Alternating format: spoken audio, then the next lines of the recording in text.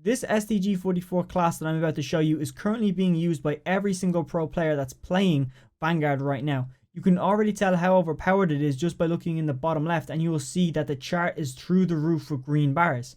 Now, on top of showing you what attachments you need to run with this, I'm also going to show you the perks, so make sure that you stay tuned through the whole video and don't skip, because that's very important that you listen and you understand why we're using these attachments, because some of them might look weird. Let me start off talking about the muzzle, okay? We're running the recoil booster, and we're running that because it's going to give us +2 fire rate.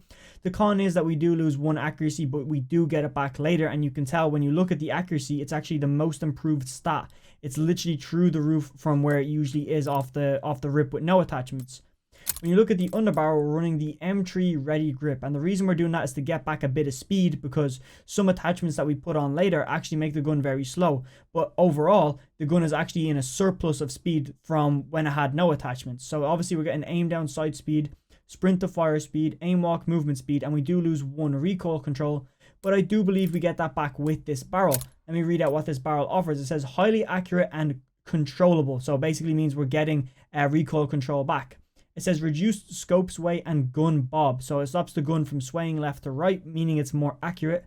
And we do get damage range. And the cons is we do lose sprint to fire speed, we do lose aim walk movement speed, and we do lose hip fire accuracy. But that's all okay with us because the previous attachment actually gave us those back in a surplus.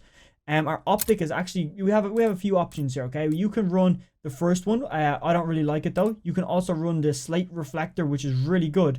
But if you do have the gun leveled up enough, I recommend running the MK3 reflector. This is something like out of Advanced Warfare. I don't even know how they had this back in the day, but it's a really nice scope and it gives you very, very clean, precise images, I guess is the way to call it. But moving on to the stock, okay? We're running the Constaz Tactical. The reason why we're doing this is because it's going to give us +4 aim walk movement speed, +4 aim walking steadiness, and +1 initial accuracy and recoil, meaning off the rip it's a lot more controllable. We do lose hip fire speed, and we do lose 1 hip fire accuracy. Now with an AR, I don't think we're going to be hip firing. We just want it to be fast to ADS down, and we want to have good control over the weapon, and we want to be able to move with the weapon, and this allows us to do that.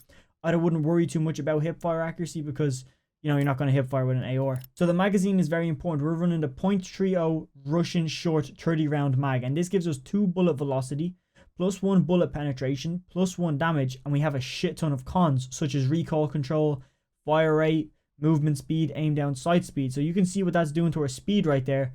But when we look at our firepower, we're getting so much more firepower. So if you're able to control this gun with this attachment, you will do so much more damage per shot, meaning you have to hit less shots. So therefore, it doesn't matter if the gun's a bit less controllable, because instead of having to hit 10 shots to kill somebody, it's more like 5 or 6 shots to kill somebody. So as long as you can do the bare minimum, you're chilling with that.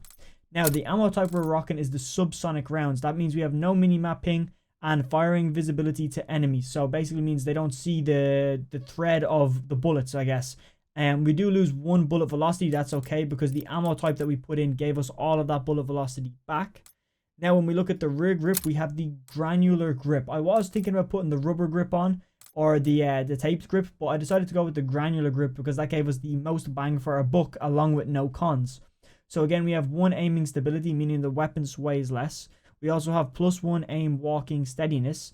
Then we also have +1 aim walking movement speed. So overall, we're more agile, we're more fast, and we're more accurate with the stability. That's why our accuracy goes up and our speed goes up.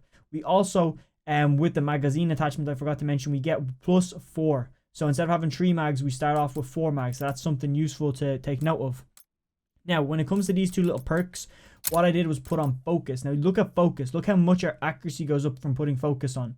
And basically says +1 flinch resistance. It basically means when you're getting shot, your screen isn't going to shake like crazy, meaning it's way easier to hit shots. And trust me, this is probably the most overpowered thing that I recommend putting on every single weapon, especially if it's a sniper. Because when you get hit as a sniper, that scope flings all over the place and you literally need focus.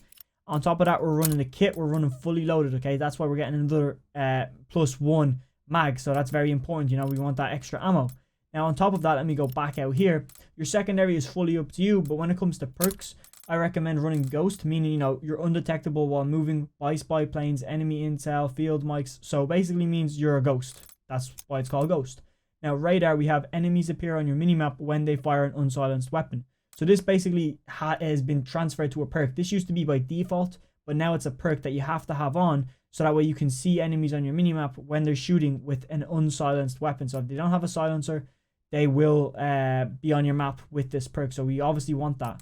Then we're going to run lightweight. Because the gun is a bit more of a heavier build, we want to still be agile with it. So I've put on this to increase our movement speed. You can also go from lightweight and put on double time. And double time, double the duration of tactical sprint and increase crouch movement speed by 30%. You can do that if that suits your playstyle.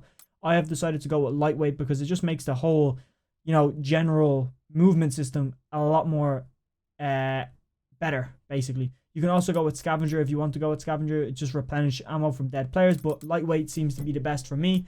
And with that said, I hope you enjoyed the video. If you want to take these grenades, you can. Lethal, tactical, it's up to you. But I should have another video on screen right now that might help you get better at the game. If it is, make sure you click it. Make sure you subscribe.